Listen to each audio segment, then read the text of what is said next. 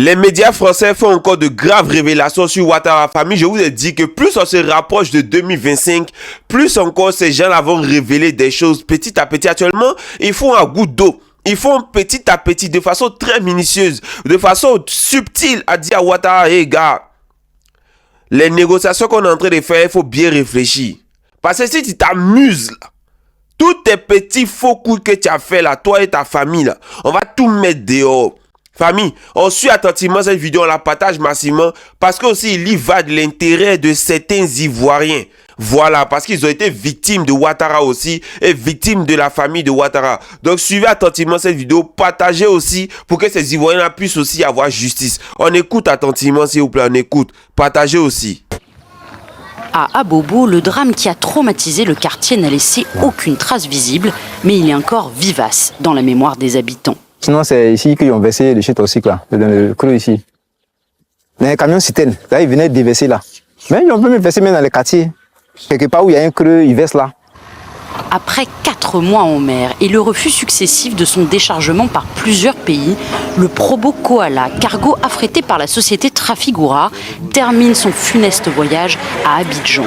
Dans la nuit du 19 au 20 août 2006, des camions déversent ces déchets toxiques sur au moins 18 sites dans la ville. On écoute. On sentait des odeurs, mais en même temps, on voit qu'on commence à saigner du nez, voilà, vomissement, tout et tout. On commence à sentir des douleurs au niveau de la cage thoracique, c'est-à-dire pour une respiration.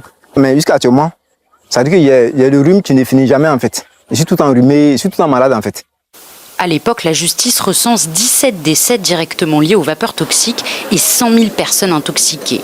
Le directeur de la société ivoirienne qui a géré le déversement des déchets est condamné à 20 ans de prison pour empoisonnement, mais personne n'est finalement poursuivi chez Trafigura, qui passe un accord financier avec l'État.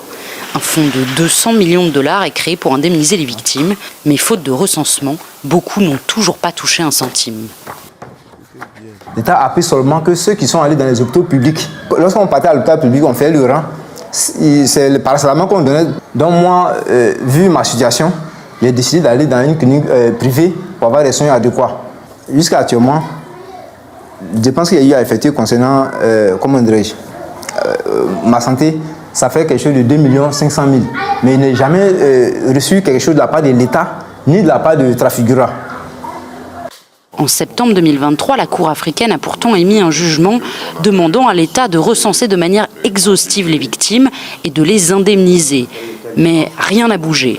Alors les associations de défense des droits de l'homme essayent de mobiliser. On a fait une première action qui était celle de notifier la décision à l'État de Côte d'Ivoire. Donc ils sont informés. Et la suite pour nous, c'était d'abord de remobiliser toutes les victimes pour qu'ensemble, on aille maintenant pour une action de plaidoyer. Le ministère de la Justice, contacté, n'a pas donné suite à nos demandes d'interview. En parallèle, les actions civiles se sont multipliées ces dernières années. Une d'entre elles, portée devant un tribunal britannique, aurait dû permettre à monsieur et madame Yapo ainsi qu'à 30 000 victimes de toucher chacun environ 1 500 € de dédommagement pour leurs frais médicaux. Tout mon corps me fait mal. Mon dos là même, je ne vais pas me coucher dessus. Mes bras là, je ne peux rien faire. Avant, je faisais commerce, mais depuis ça l'a arrivé là. Je ne peux plus faire quelque chose. Mais une partie de ces fonds ont été détournés. Emmené par Charles Kofi, président d'une association de victimes, M. Yapo et une vingtaine d'autres victimes se déplacent au tribunal d'Abidjan pour un énième épisode judiciaire. Ce jour-là, c'est l'implication de la Société Générale de Côte d'Ivoire qui est examinée par les juges.